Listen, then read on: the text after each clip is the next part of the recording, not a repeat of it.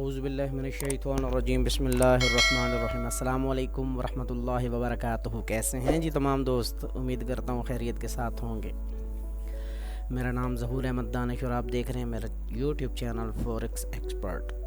आज 27 जून 2024 gold daily analysis के साथ आप लोगों के सामने हाजिर हैं कि गोल्ड आज किस तरफ मूव कर सकता है।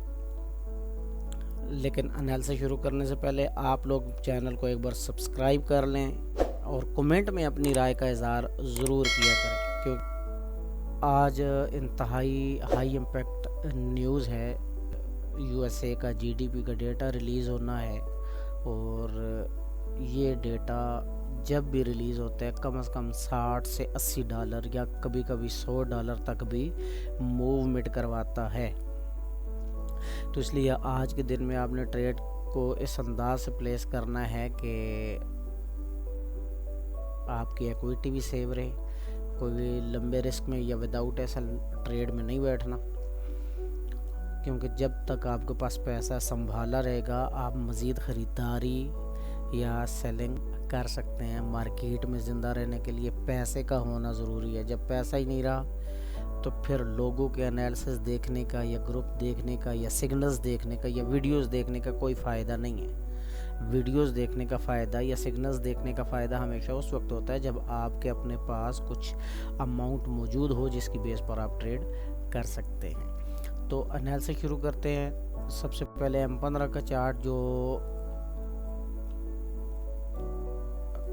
डे के लिए आम तौर पर यूज़ होता है, उसमें सबसे पहले हम देखते हैं कि मार्केट एक ट्रेंड लाइन की सपोर्ट के साथ चल रही है और यहाँ से अगर हम टॉप को अगर इसके साथ मिलाते हैं इस एरिया को,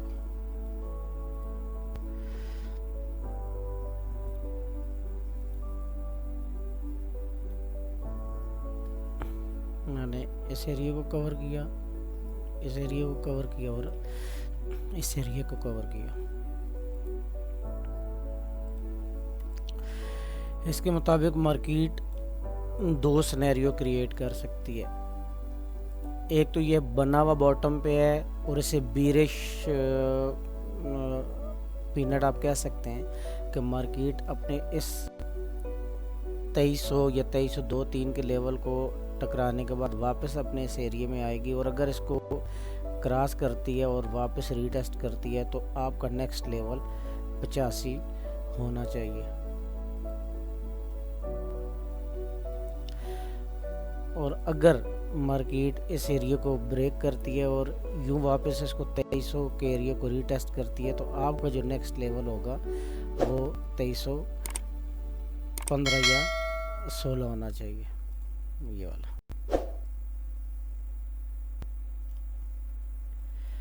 M15 के अकॉर्डिंग उम्मीद है समझ आ गई होगी। अच्छा, अब आते हैं मेन पॉइंट की तरफ कि जो लोगों को ये अंदाज़ा हो रहा है कि गोल्ड 2300 की तरफ जा रहा है, 2200 की तरफ जा रहा है, 2250 की तरफ जा रहा है, लेकिन उसके लिए कुछ कन्फर्मेशंस होनी लाजमी है।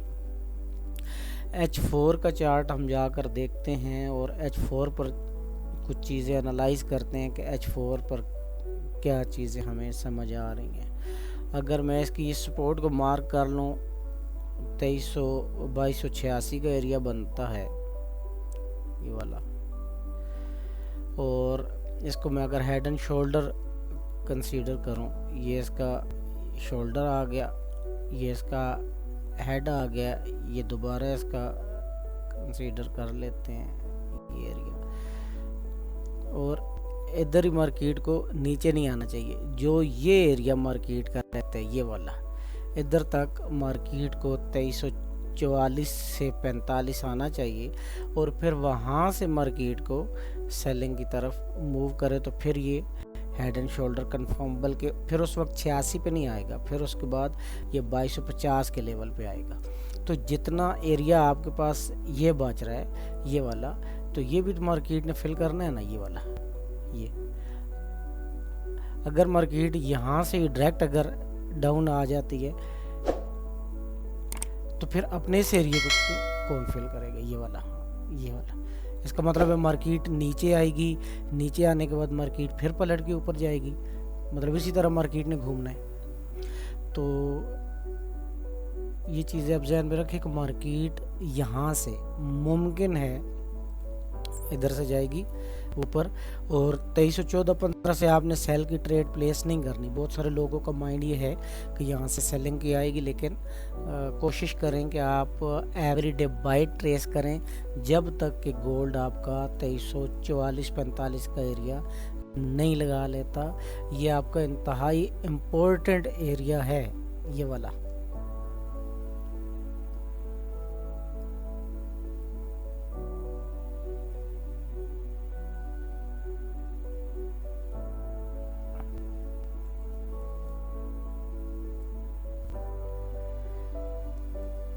जब तक आपकी मार्केट इस एरिया में नहीं जाती तब तक आप सेलिंग का मत सोचें। 30 से सेलिंग माइनर सी बनेगी, यहाँ से मार्केट जाती है 30 से आपकी माइनर सी सेलिंग बनेगी, लेकिन इस एरिया को टेस्ट करने के बाद 44-45 इवन के 50 तक लगाने के बाद फिर मार्केट पलट कर डाउन आ सकती है। तो इसलिए आज के दिन थोड़ा सा एहतियात कीजिएगा। बाकी अगर आप हमारे ब्रॉडकास्ट टीम ज्वाइन करना चाहते हैं फ्री सिग्नल्स के लिए, तो व्हाट्सएप नंबर पर हमसे रब्ता करके हमारी टीम ज्वाइन कर सकते हैं। अपना बहुत सारा ख्याल रखें, मिलते हैं फिर किसी नेक्स्ट वीडियो में। अल्लाह हाफिज़।